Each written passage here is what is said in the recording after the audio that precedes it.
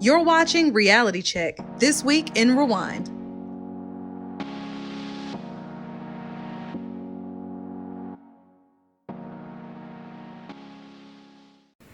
Welcome to Reality Check, This Week in Rewind. I'm your host, Quinny B. And guys, welcome back to a full week of reality TV.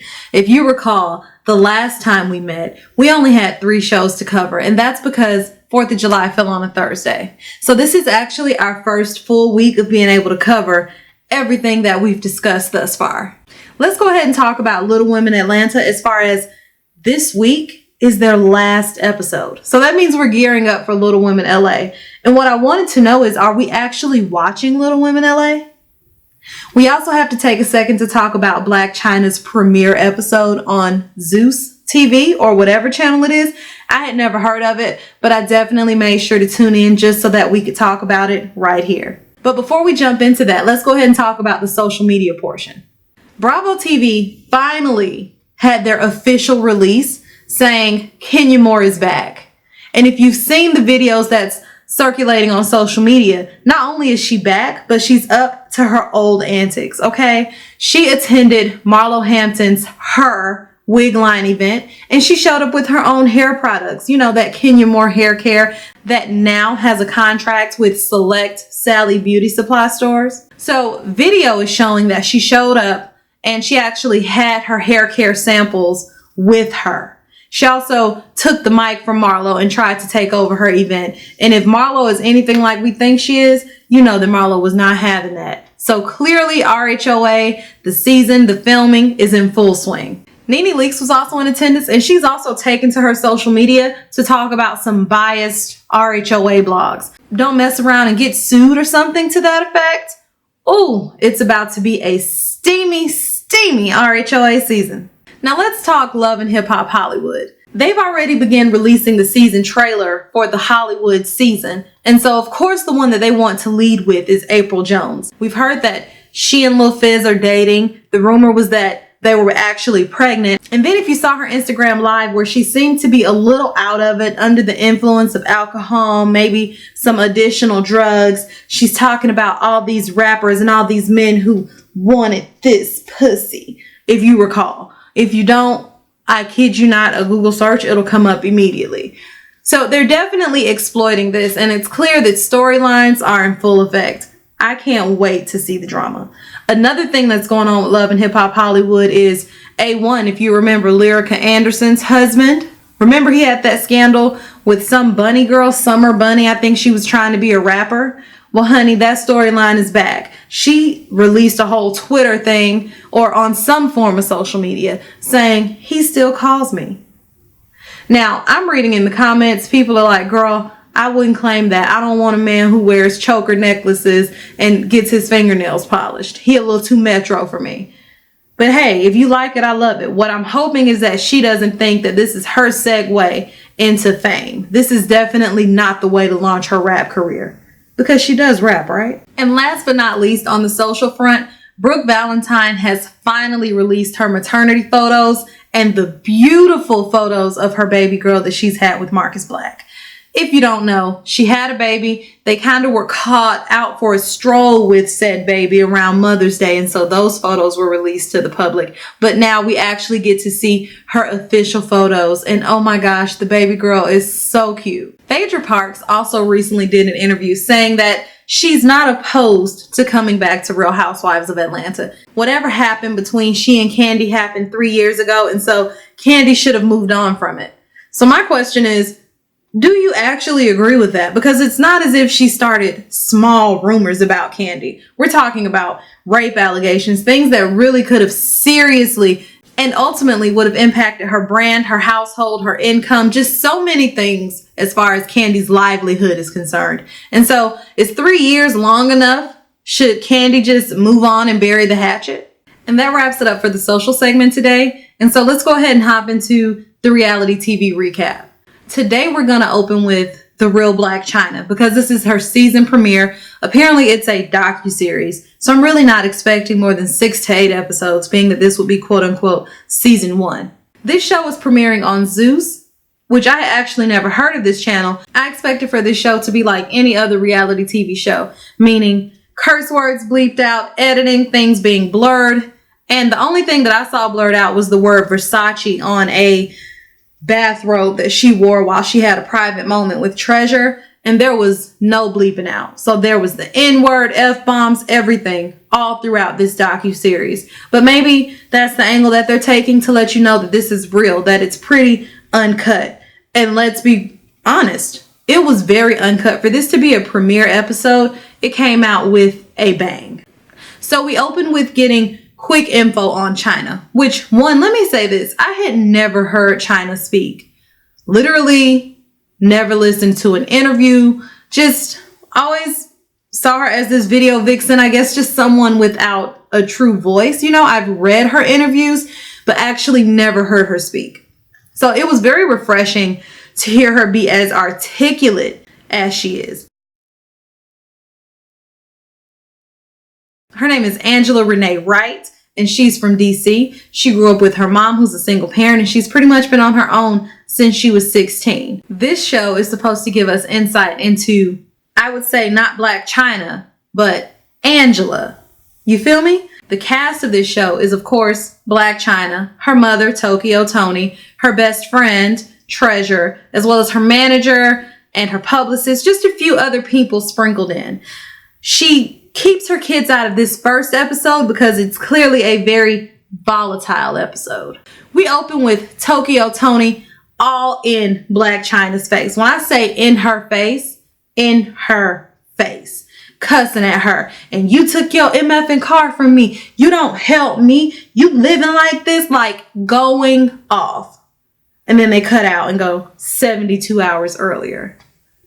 And they take us back to, of course, the course of events that have happened that have led up to this particular moment. So, of course, Chyna's face and her body is her brand. So she has to do her maintenance. So 72 hours before this whole debacle with her mother happens, she actually goes to get some touch-ups done. And by touch-ups, you would assume we're talking about Botox. But in this instance, we're actually not. They're talking about putting some type of acidic form into Chyna's face to give her a more chiseled look. So she enjoys having that definition in her cheekbones. And while this procedure is being done, her friend Treasure gets a call from, I guess, her son's parole officer. Her son is 15 years old and he's been caught with paraphernalia in school. He was already on probation, and so now I guess he's being kicked out of school. While I understand boys will be boys and kids are going to do things that they're not supposed to do, my thought is that if your son has already been giving you these types of issues,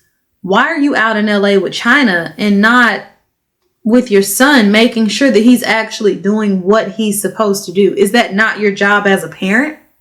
Being that this is only the first episode, I'm going to cut her some slack and hope that maybe we get the answers to this later on this season. While at the cosmetic surgeon, Chyna reveals her mother's coming to visit. And we get all of the details. She and her mother have not spoken for over a year. It was due to some social media explosion, and Chyna had just completely cut her mother off because it just was not worth the stress.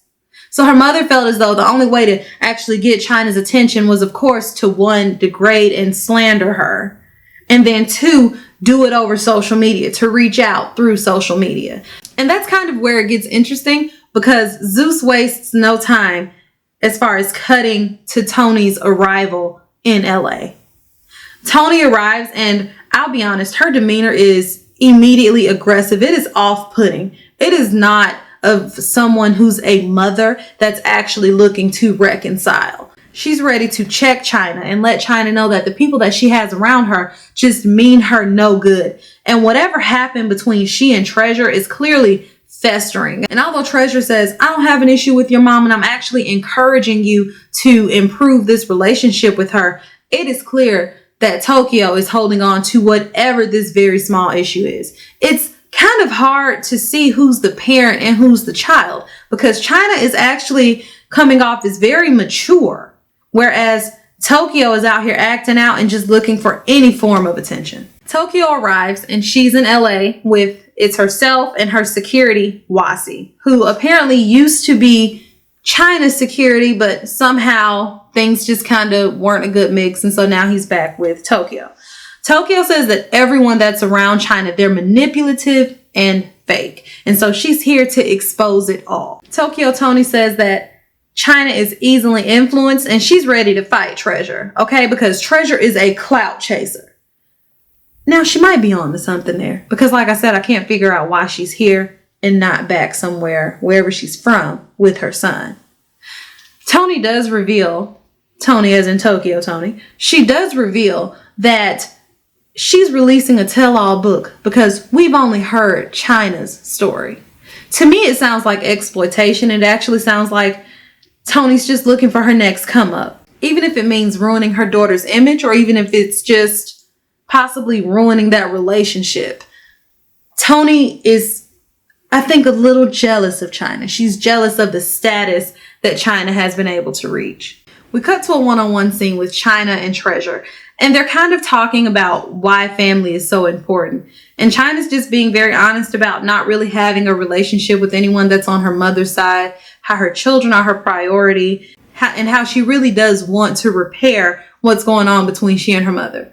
Treasure shares, yes, mothers are important because I would give anything to have my mom back again. I'm out here by myself. I'm alone. And so although, this can be toxic and this may not be the best situation, she is the only mother that you have. Treasure really does take whatever her personal opinions of Toni are out of it and still encourages Chyna to have a relationship with her despite this terrible behavior that she's showing us right now. And then we cut to, of course, the major part, because now we're at the 72-hour portion of this episode. And this is where Toni is in Chyna's face. So we get to see the beginning of that.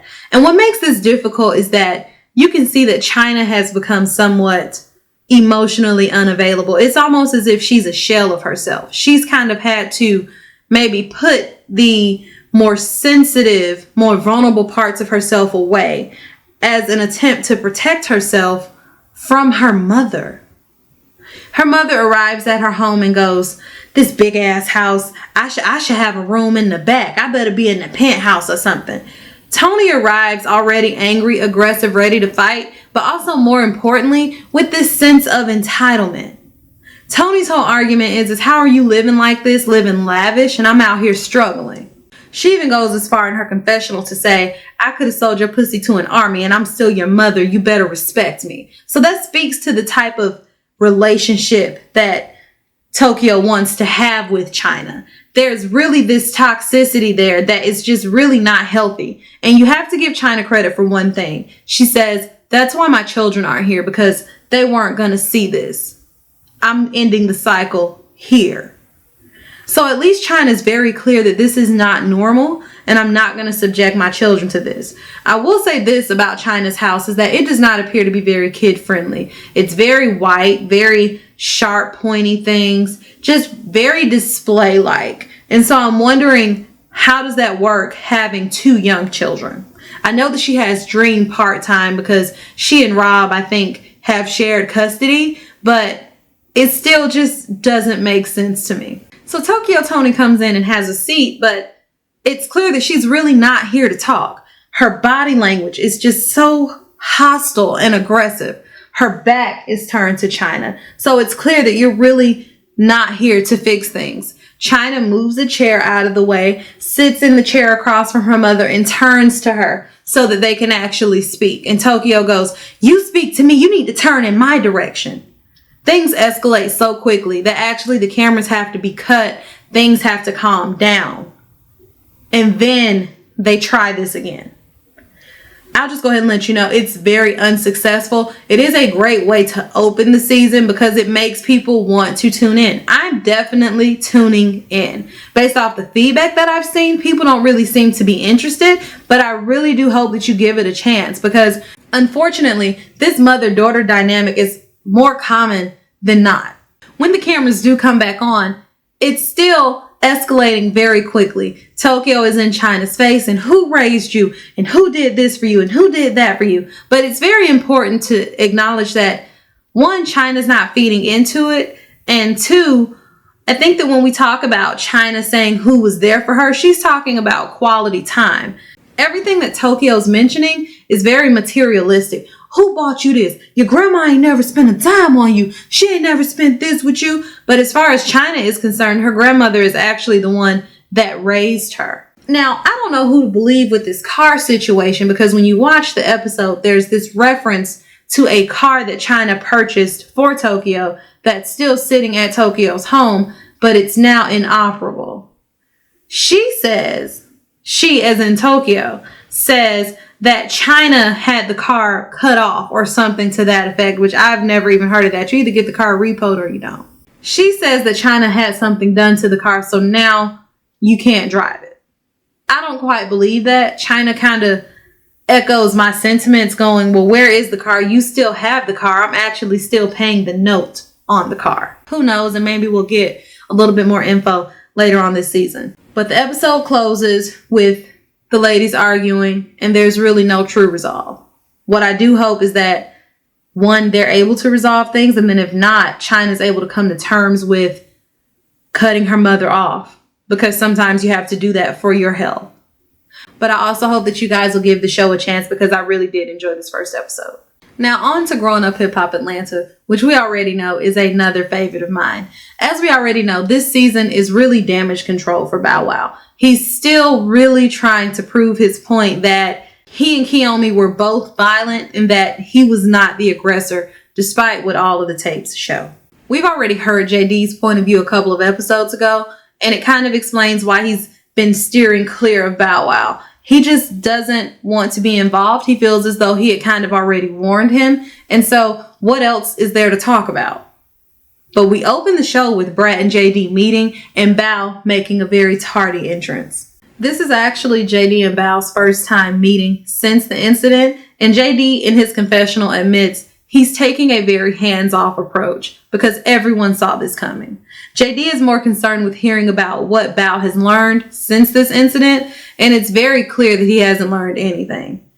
Throughout this episode, if I took a shot every time I heard Angela Simmons' name and every time I heard about this whole, in 4 years, if we're both single, we're just going to get together and have a baby, I'd be drunk, because he told anyone that would listen. So it's clear that this is something that he needs to keep giving him steam and give him hope. And I pray that in 4 years, Angela's married, has a baby, something just unavailable for Bow Wow. I hope that she does not keep up her end of the bargain with this promise. When Bow is asked about what's going on with the legal proceedings, he says that Kiyomi and her team are actually holding things up, that he's been ready to move forward, but they keep filing extensions and motions and other things to hold up the proceedings. Not really sure if I buy that. We cut to a smaller scene where Deb and Anaya, which is DJ Hurricane's daughter, where they meet up to kind of discuss what's been going on between Deb and Brandon, as well as why Anaya and Brandon cannot kiss and make up. And what I find to be interesting is that no one believes that Brandon is a firefighter. And as much as we've heard this within these last, 3 or 4 episodes, I can't help but think that WeTV is building up to something more, that there's definitely a reason why they keep focusing on this particular part of Brandon's life. I can't wait to see how that unfolds, because no one believes he's a firefighter. My dog doesn't believe he's a firefighter. And speaking of Brandon, we cut to him and Remarkable in the gym working out with the trainer. Once again, he mentions he's a firefighter, so he needs to get in shape. He's not quite where he should be, but he's working on it. She uses this as an opportunity to invite him to her showcase. It's important to note that she's invited everyone to the showcase. So this is the opportunity for Deb and Brat to kind of see where she is with her skills, because once again, she's kind of already been accepted into their artist boot camp. So they really do need to know what they're working with. Brandon mentions that he and Bow have had issues in the past. Apparently Bow went off about him on Twitter and I guess read him to filth. And while Bow doesn't even remember the incident, Brandon just really kind of wants to clear the air. I guess he's going to use her event as an opportunity to do that. We cut to Andrea Kelly, and it's about her and finding out that she's been awarded this settlement with the child support. So once again, her storyline is R. Kelly. But here we're actually introduced to his oldest daughter, Buku, I believe is her name. And we get to get her point of view on things. And while I understand that it's important to help your children navigate this difficult time because their dad is famous, As they've already said, they don't really have a relationship with him. He hasn't really been a father. And although they can't detach themselves from him, they've kind of already come up with a way to deal with it. I want Andrea Kelly to find another storyline. I want her daughter to find better wigs. I want to really see some growing up hip hop. I want to see some growth. Okay, outside of inviting Andrea Kelly to be a part of Deb, Anthony, and Brat's artist boot camp, what else does she have going on? We know that she does her choreography. She was supposed to be helping Tami find her sexy. What else? Because every episode we're hearing about R. Kelly. And we heard about him in Surviving R. Kelly. We heard about him when she was on the reality TV show on VH1. And so I just really want to see some growth from her this season. Andrea is meeting up with Tami to go get mani-pedis. And once again, they talk about R. Kelly. But scratch that. They actually end up talking about Deb, and her birthday's coming up. Because as we know, Deb is Andrea's fairy godmother. So you can't just let her birthday pass. They also talk about Deb not liking surprises, but maybe just doing something cute, small, and intimate for her, which I'm thinking is a setup for the coming episode because we don't see that in this episode. Now it's time for Remarkable's performance. Deb and Brat show up, and let's talk about it because Remarkable admits that she needs help. And by help, I thought that maybe she was just a little stiff, maybe slightly uncomfortable, but actually it needs an entire revamp. She has backup dancers that can't dance. She's working the stage, but she won't take her sunglasses off to actually make eye contact with the crowd. She doesn't know how to work the crowd. And in my opinion, it's just clear that she's really, really in her head. And so she's really going to need help to get out of that. She comes out and she dubs herself the Queen of the South. Deb and Brat quickly say, no, we got to get rid of that. There's no more Queens of the South. There can't be more than one. And more importantly, you can't be the Queen of the South when no one's ever heard of you. And of course, Bow Wow arrives late. And I'm not talking a little late. I'm talking miss the entire performance late. But what other opportunity would Brandon have to hash this out with him? So he and Brandon kind of go off to the side and talk about what may have happened or what may not have happened. And as Bow says, to be honest, I don't know what you're talking about. I don't even remember. I really don't even have an issue with you. But if you say that I went off on you on Twitter, it's because you pissed me off. You did something to upset me. But hey, no beef here. We can just move forward. Bow, BT, and Pimpin' go for this IV thing. You know, now it's popular for celebrities to go and get like B12s and other things actually directly injected into their bloodstreams instead of just taking the pills to help them feel revitalized. And I guess that this is their version of bro time. And this bro time is where Bow kind of uses this as an opportunity to compare his charges to people that are more famous than him and what they're actually experiencing. So he's talking about Jussie Smollett and his charges with the Chicago PD as far as faking this whole racism thing, which I'm sure everyone's heard of.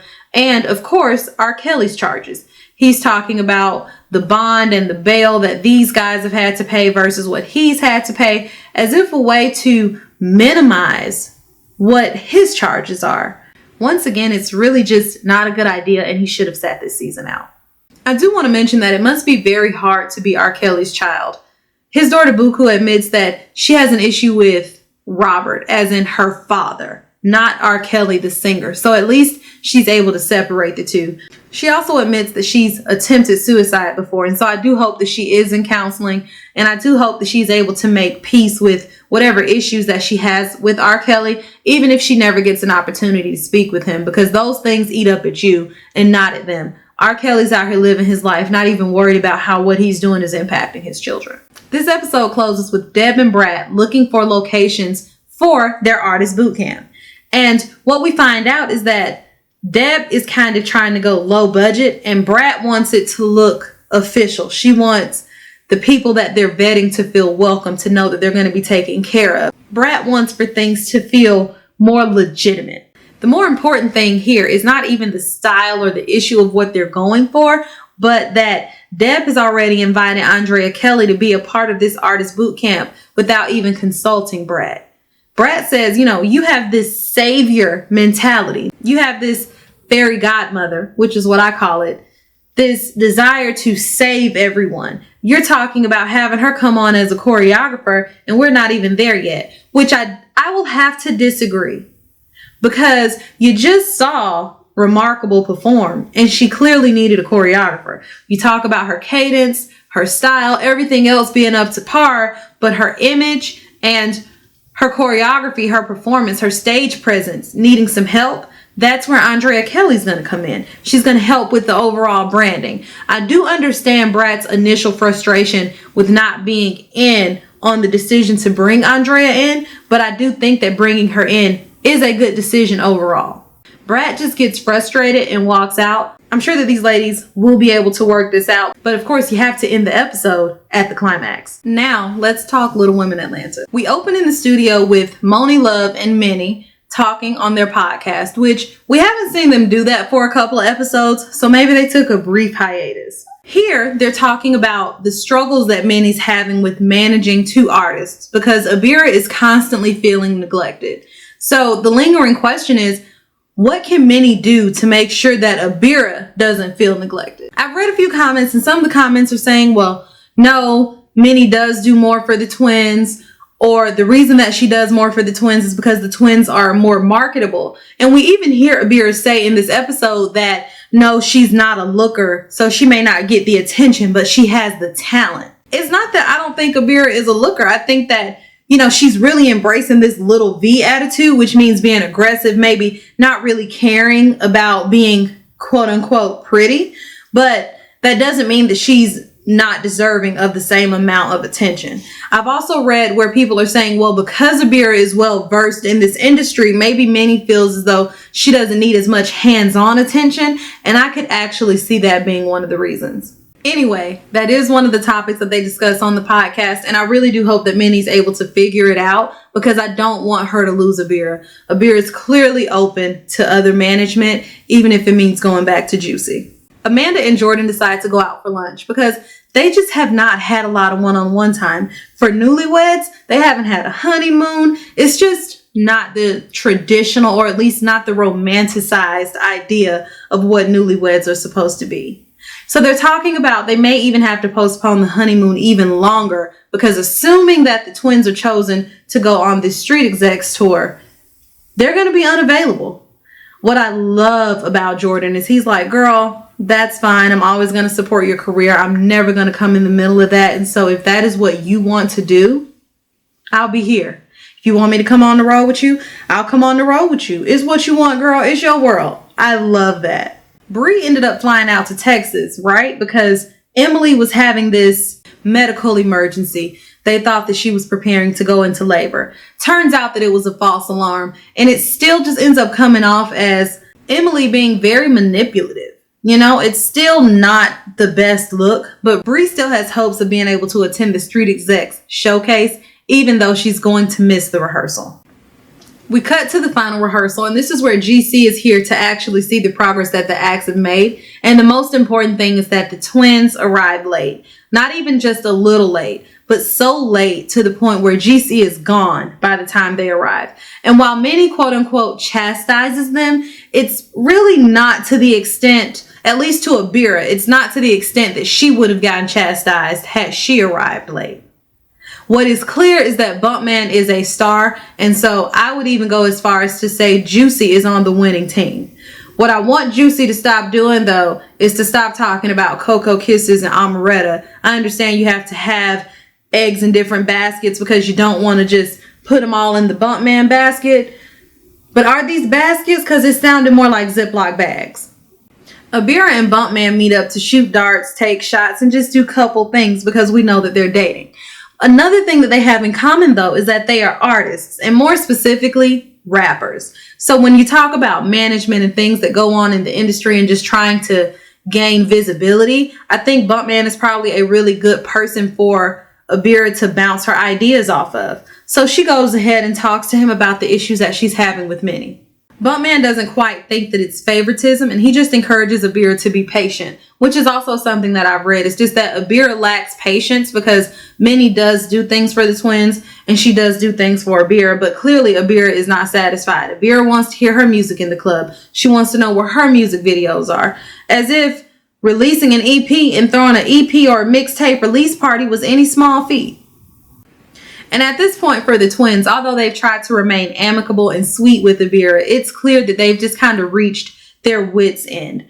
They feel as though she has this very negative spirit and they really just don't want to be around her. So they buy these necklaces that are supposed to protect them while they shop for their outfits for this final showcase. And like a shark searching for its prey, Juicy could tell that there was some drama, some disgruntledness, some unhappiness between Abira and Minnie. So she meets up with Abira to kind of see, hey girl, you ready to come back to my side? You ready to come back and deal with Miss Juicy, baby?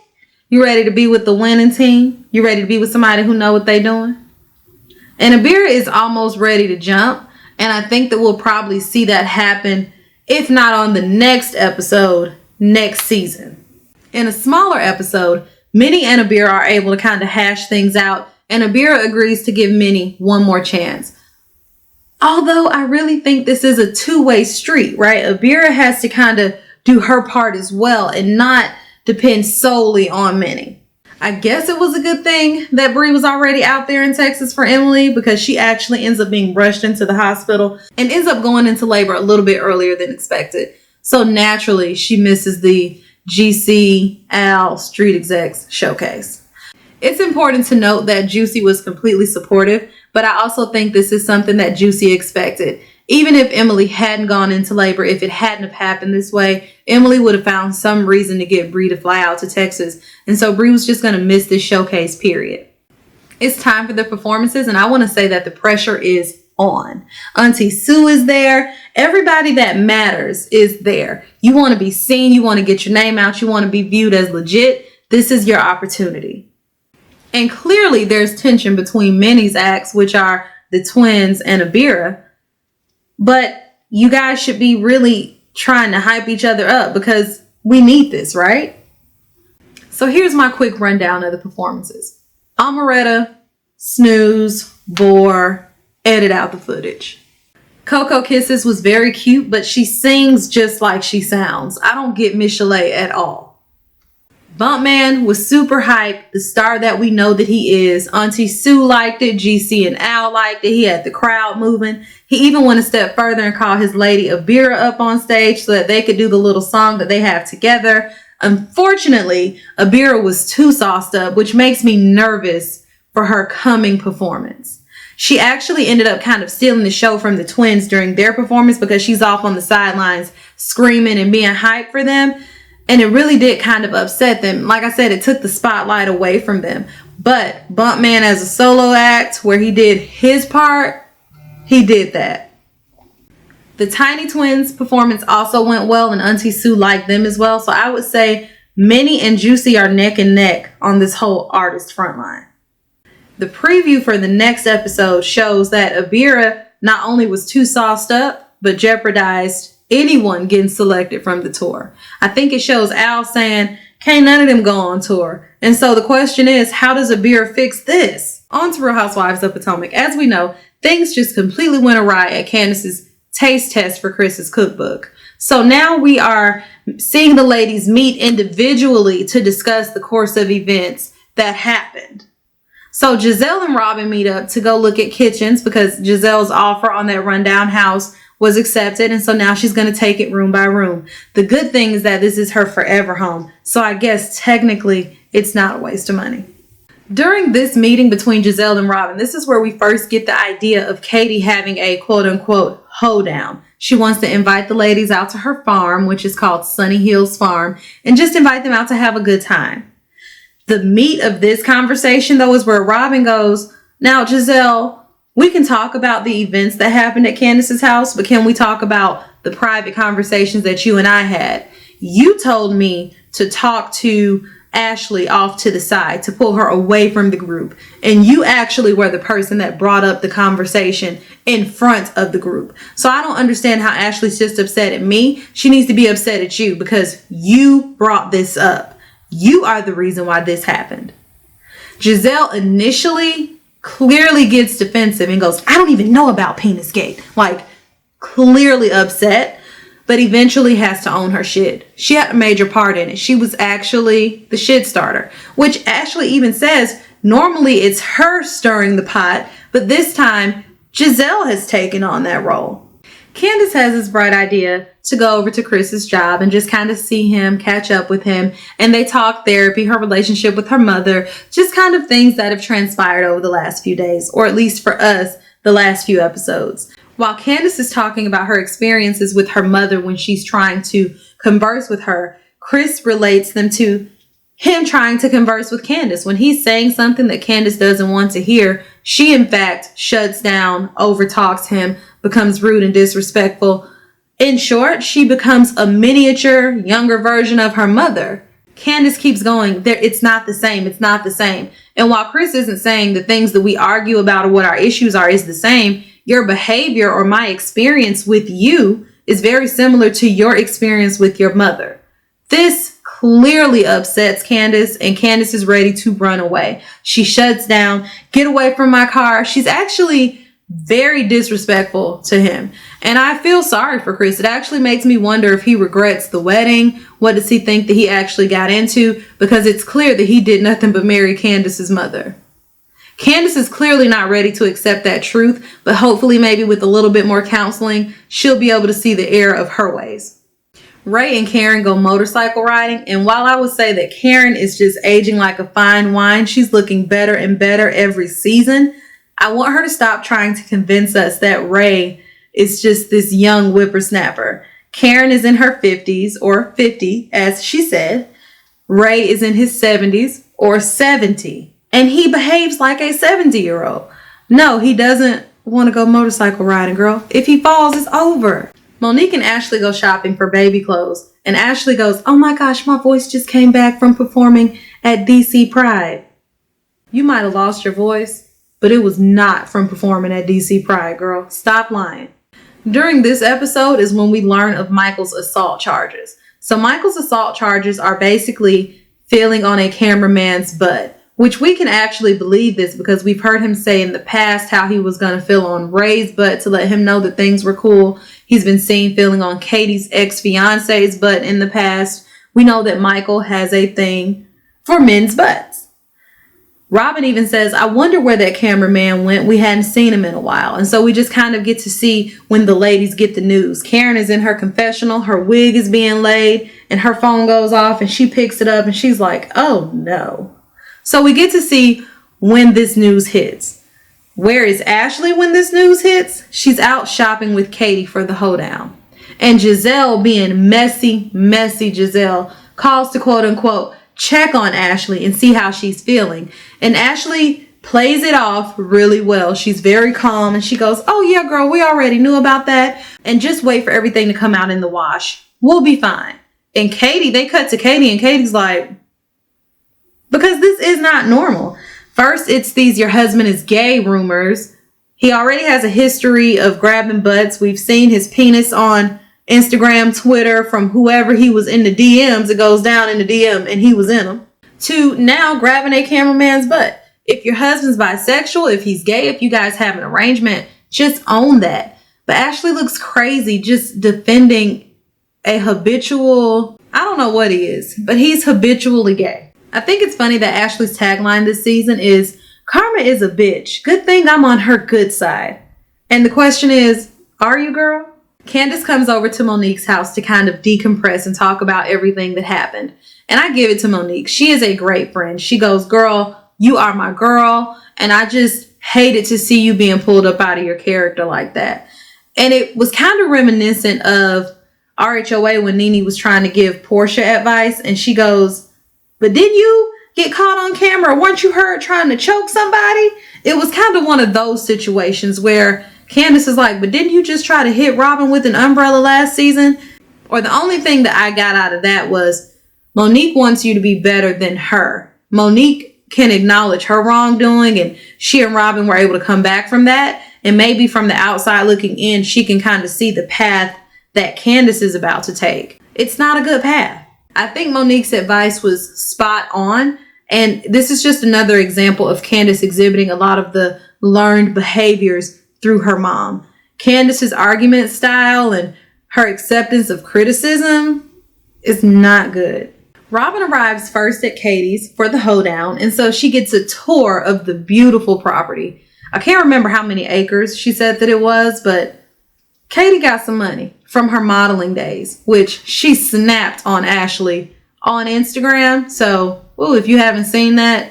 We also get to see the other ladies while they're on the way to Katie's. And Giselle and Ashley kind of ride in an awkward silence where Giselle ends up kind of prying for information, but ultimately does apologize to Ashley for her part in what happened at Candace's event. Monique and Karen talk Michael. I mean, why wouldn't you be talking Michael? All the ladies arrive and it's hugs early on. It seems like everyone's here to apologize. Everyone's come with these motives of reconciliation. But as we see later on in the episode, that quickly changes and we're back to new conflicts, back to just catty and messy behavior. Robin and Ashley have a little makeup session off to the side where they talk it out. The ladies play cornhole and tug of war. All is well. Katie gives her toast. They do like a quick prayer over the food. Candace jumps right into apologizing to the table. And then somehow an apology turns into an argument. Ashley takes the time to kind of address what's in the media. She kind of says, I just want to clear the air and just want you guys to know I can't really talk about it, but just watch everything play out because it will. And then Giselle, pot stirrer, Sheree Whitfield of the group, messy boots, has to be messy. And it kind of goes into a conversation about Karen gloating at Ashley's expense. And that's where things kind of go downhill from there.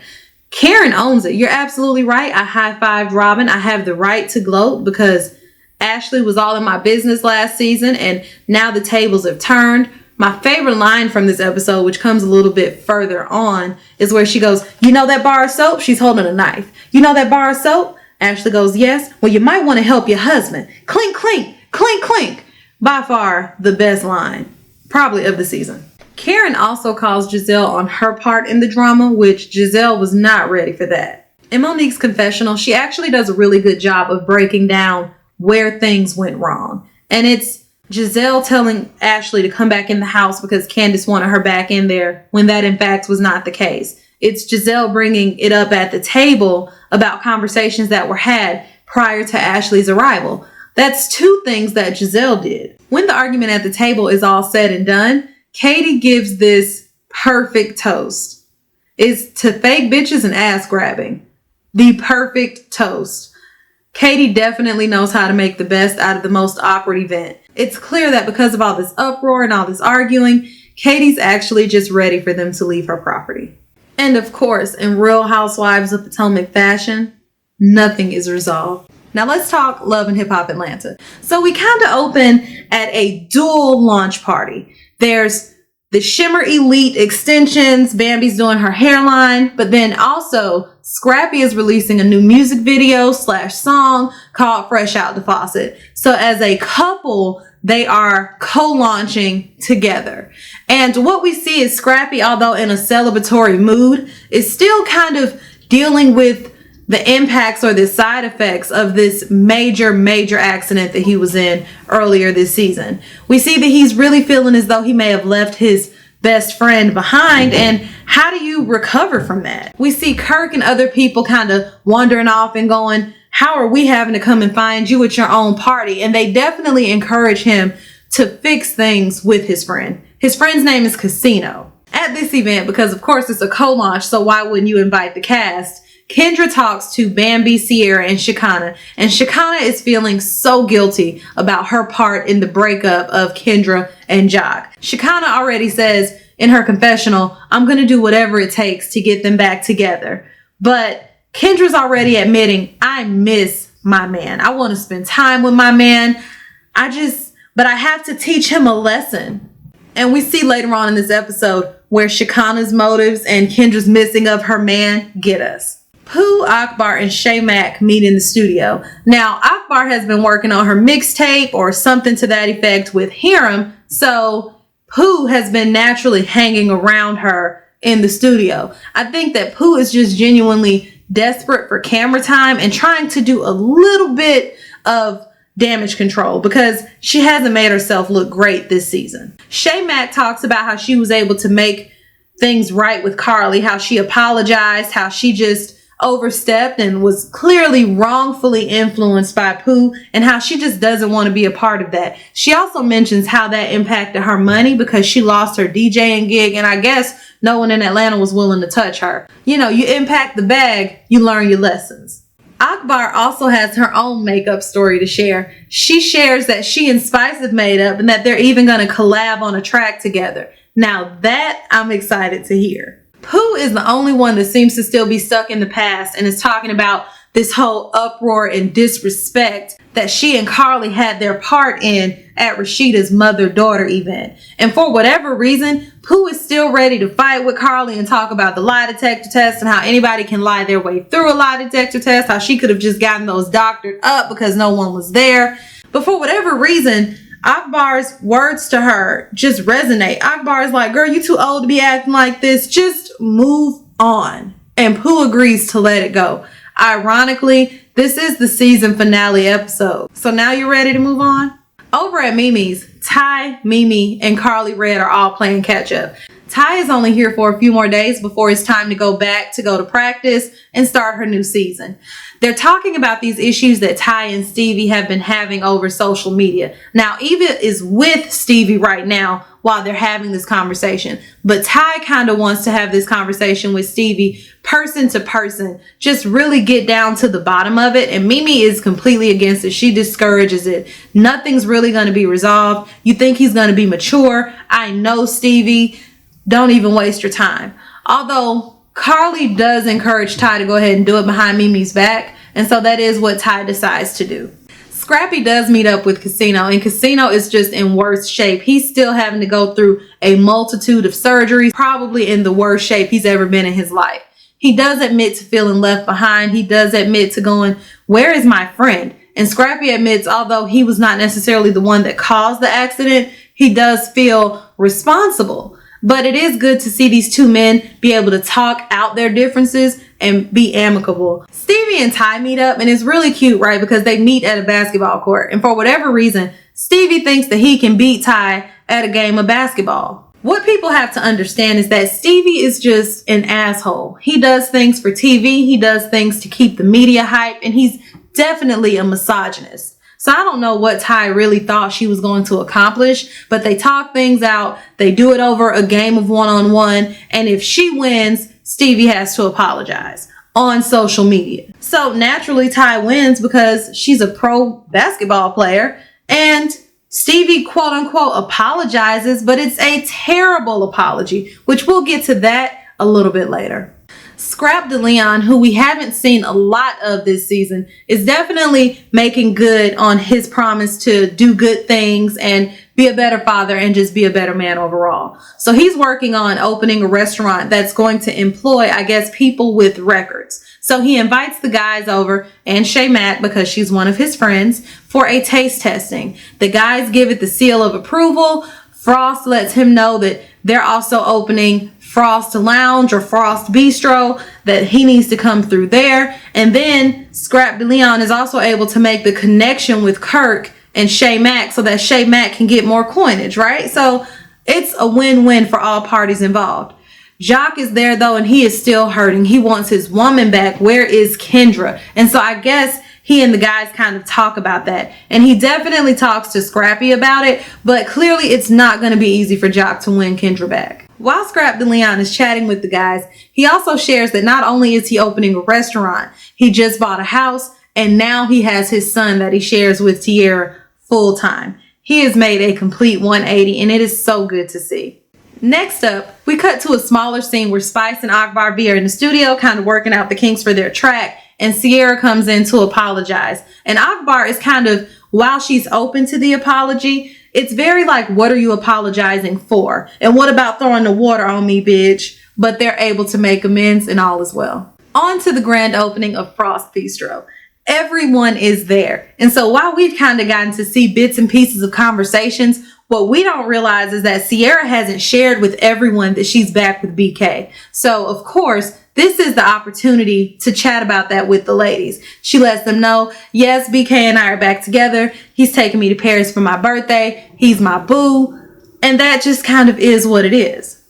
We also see Jock and Shekinah kind of have a side conversation because he wants to win Kendra back. And Shekinah is partially the reason why they're not together. So they kind of formulate a plan to surprise her so that he can, in fact, win back his lady. In Sierra's confessional, she says that she got some tea on Pooh, that everything in the princess's life may not be exactly what it seems, but she's going to hold Pooh's secret unless Pooh gets to acting up. So now I really want to see how that's going to work during this reunion, because, you know, you talk all that shit in your confessional and then you get there to the reunion and people want to backtrack and not tell other people's business. So I really can't wait to see where that goes. Ty calls herself surprising Mimi and having Stevie and Faith come over so that they can hash things out. But before Stevie and Faith can even come over, Stevie's already messed it up. This quote unquote public apology is a mess. It's something about having to wear sexy heels and keeping it cute and being a part of the Danger Dolls. What part of that is an apology? It's terrible. So of course Ty is pissed and they come over. And Faith is on their side. So now it's 3 against 1. And Stevie is still just not willing to back down. Well, you may not feel as though that was an apology, but it was an apology. And Faith is just like, no. What makes it crazy, though, is that Stevie and Mimi just have this animosity for each other. And unfortunately, Ty and Faith just kind of end up standing off to the side. And while they're trying to cool things down, it's just clear that they're never really going to reach a resolve. This episode closes, of course, on a sweet note, and that is with Jock proposing to Kendra.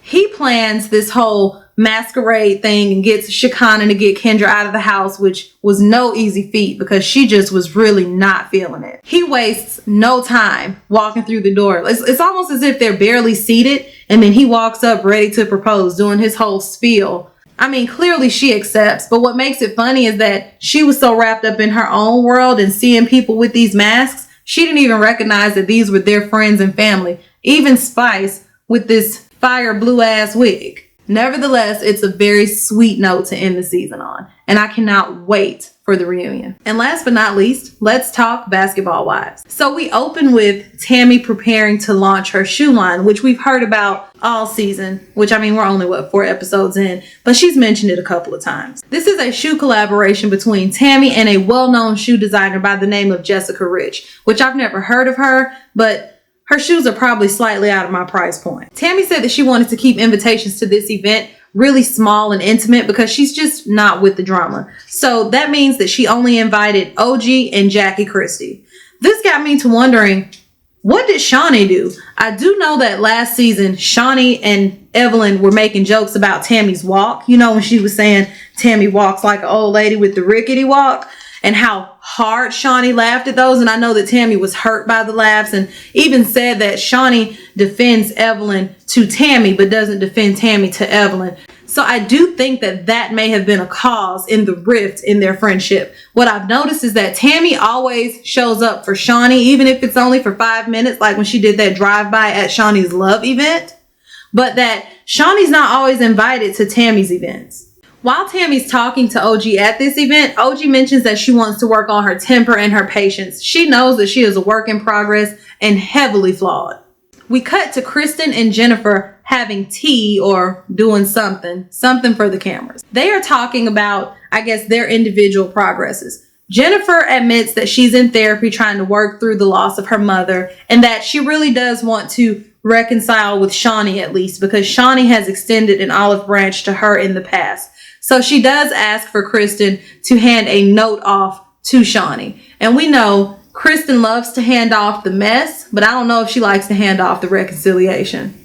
Another interesting scene here was Byron and Cece's engagement party. Malaysia shows up, OG shows up, and Jackie Christie show up. But no one else is really there. So we know Kristen couldn't make it because her mother had a breast cancer event. But even if her mother didn't have an event, Kristen wouldn't be there. His son isn't there. His daughter isn't there. And when I say his, I mean Byron. Really, no one from Byron's side of the family is there. And Malaysia is hurt. She's saying that this whole revelation about Thomas not being Byron's biological son has now caused a rift into the family, which I don't think that this event and this event alone is what has led to it being like this. But I also think that they should stop making Cece the scapegoat. Byron himself doesn't seem to care, and he seems to want to stand by his woman. And really, they need to talk to Byron first. If they want to enact some type of change, you have to talk to him. I think the issue is that they probably have had some sort of conversation with Byron. And because Byron is so unbothered, so nonchalant, they probably can't even get through to him. Malaysia and OG do have a little side conversation at this engagement party, citing that Malaysia is still upset with OG, but they both agree like women that this location and now is not the time, but we will address it later. Due to Kenny's recent diagnosis, with the stroke and everything and all of this recovery, it's kind of made Tami have this new appreciation for life. Now, Tami wants to have a marriage debut party. She wants to share with all of her closest friends and family that she and Reggie not only were engaged, but they are actually married and have been married for us now approaching a year. One thing that is agreed upon amongst all of the ladies this episode is that Tami's brunch was just a hot mess. It became the Kristen and Cece show, and actually nothing was resolved. But we do cut to Shawnee throwing Shakir a Sweet 16 Fresh Prince themed birthday party. And what birthday party wouldn't be complete without mom and dad, or mom in this instance, having some adult friends to entertain her as well. Evelyn and Kristen show up, and so they're all kind of chatting. I think Jackie's there as well. But all of the ladies are kind of chatting about their need to take a girls trip, because we know that is customary on every reality TV episode. So they talk about going to San Diego, but who's going to be invited? And so Shawnee goes, everybody? And although it is a very short, sweet, and straight to the point olive branch, it is very effective. And I would even say it's what gets Jen invited on this girls trip. Evelyn is not excited. She doesn't want to go if Tami's going, and she doesn't want to go if Jennifer's going. I would say, one, that Evelyn keeps Tami's name in her mouth more than anybody that I know. And two, if you can't be woman enough to go on a trip where you don't like 2 out of the 8 ladies, then it's you that's the problem. You need to practice self-control. Shawnee makes it clear Tami more than likely won't be coming because Evelyn's there, and Tami's just not in that space. So that's one that you don't have to worry about, and you should be able to survive with Jen being here. And so now it's the day of Tami's big reveal. She's sharing that she and Reggie are actually married, not engaged, not on the fence, but they actually went ahead and eloped. The only people on the guest list from the Basketball Wives cast are Jackie, Christie, and OG, which is still begs to question what happened between Tami and Shawnee. I definitely thought that they were closer, but I guess not. When they do the big reveal, although everyone is excited, it's kind of hard to read Jackie Christie because it's a lot of cursing involved. You see she's smiling, but it's like, MF'er, F you, I can't believe it. And it's like, well, are you excited or are you angry because you got left out? And we do hear in Jackie's confessional, she did think that she would have been given prior notice because she had been so involved in trying to help Reggie propose to Tami and trying to help him find the perfect ring. Tami also took that into consideration because she pulls Jackie off to the side and says, Reggie and I really do appreciate everything that you've done for us. We do consider you family, but we had to do what was right for us. Malaysia, Jackie, Phoebe, and Evelyn go shopping.